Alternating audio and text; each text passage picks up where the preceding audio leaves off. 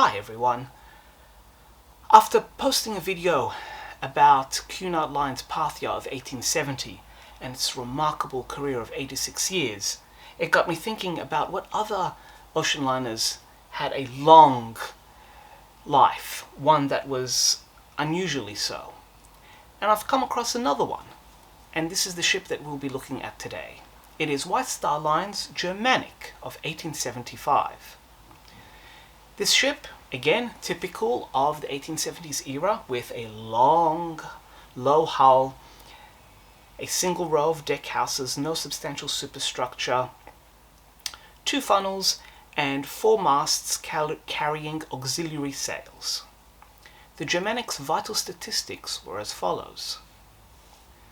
Weighing 5,000 gross tons, the Germanic was 455 or 139 meters long, had a beam of 45 feet, which equates to 13.7 meters, and its original engines were 2-cylinder compound steam engines driving a single propeller at a rather decent speed of 16 knots. Passenger capacity was a whopping 1,720 passengers, with 1,500 of those all crammed in third class.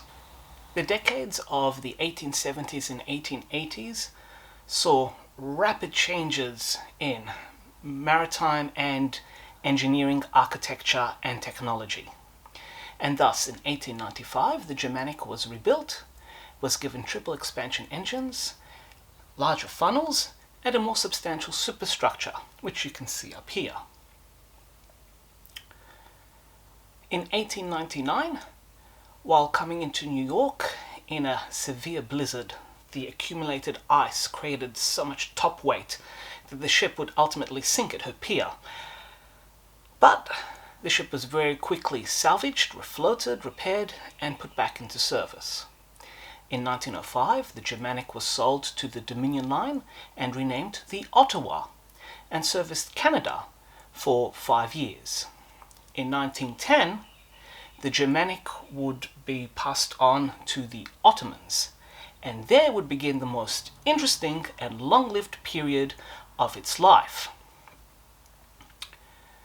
Operating within the Mediterranean and within Turkish waters, the Germanic would be renamed the Gulcemal and was involved in the First World War, bringing troops up to the Dardanelles to support the Gallipoli campaign.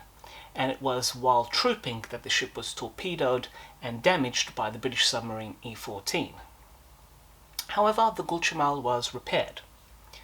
At the cessation of the First World War and with the breakup of the Ottoman Empire, the Gulcemal would become the flagship of the new Turkish maritime lines and would essentially be the Turkish flagship. In 1920, it was the first vessel to fly the modern Turkish flag to arrive in New York. In those turbulent years between 1919 and 1922, it was used to repatriate troops, particularly German troops still stationed within what had then become modern-day Turkey, as well as in the early 20s, moving populations between the rapidly changing borders between Greece and Turkey. And it was operating those voyages, bringing Turkish people back, that the ship is, within Turkey, quite fondly remembered. Now, the pre-Turkish funnel colors are a bit hard to gauge.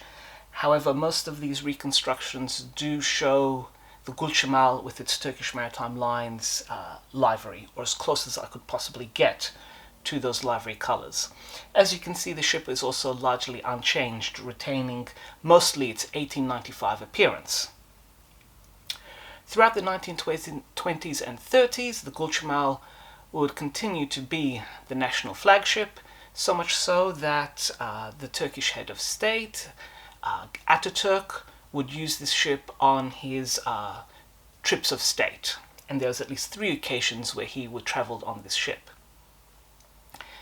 However, time was catching up to the Gulchamel, and as the 30s wore on, and as Turkey invested in more modern tonnage, the ship began to be used less and less and would travel shorter and shorter voyages. So much so that by the 1940s it was essentially spent most of its time docked in Istanbul.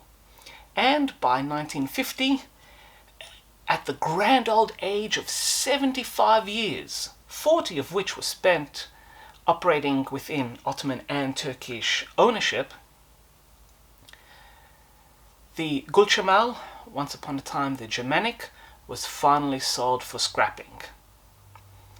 Another long-lived ocean liner that serviced a variety of owners, and especially Turkey, for a very long period. 75 years is an absolute tribute not only to Holland and Wolff, but to all the crew and shipyard workers that serviced and maintained this ship throughout its long career. Again, for anyone who's interested in reading more about the Germanic and indeed about White Star Line vessels in general, Richard de Kerbrecht's Ships of the White Star Line, you can't go beyond this one. It is absolutely beautiful. And for those who are looking for a briefer overview of White Star ships, then check out this one by Duncan Hawes, Merchant Fleets, Volume 19. And this book covers the White Star Line and its ships in relatively brief terms, but each ship is illustrated with a wonderful side profile. So there you have it, another proud ocean liner that served an exceptionally long career, the Germanic.